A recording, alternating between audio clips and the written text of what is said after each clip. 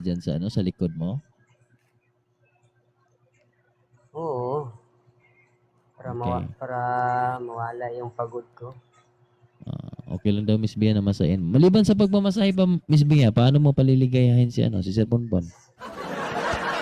Siyempre, luto. Lulutuan. Anong klaseng pagkain yung iluluto mo sa kanya?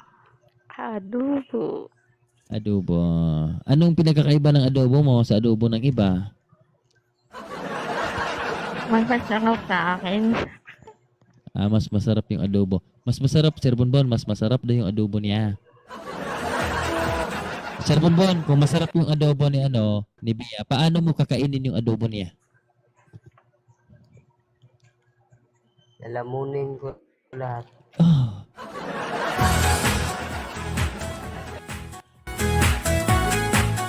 Miss Bia, lalamunin din yung adobo mo kaya masarap. Miss Bia, masarap din yung adobo mo, lalamunin ni Okay lang ba sa'yo? Oo.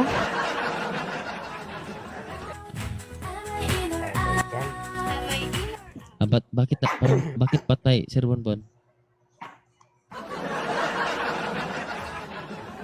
Bakit nasabi mong patay, Sir Bonbon? Mabubuhay eh. Sir Bonbon, hindi yun mamamatay, kundi mabubuhay yung patay. Aray ko po. Aray ko po. Hindi pa nga Sir Bonbon, naaray ka na. Miss Bea. Oh. Pwede ka na magpakita po kay Sir Bonbon. Ipakita mo na yung kagandahan mo ngayon kay Sir Bonbon.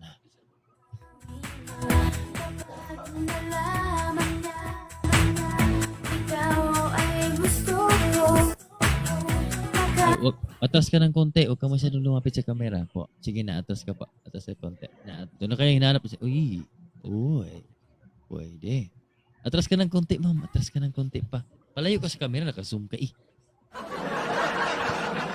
Nalalakihan si Sir Bonbon sa adobo mo. Kaya atras ng konti. Masyadong malaki ang adobo. Masyadong malaki ang adobo po. Atras tayo ng konti. Di makita yung adobo.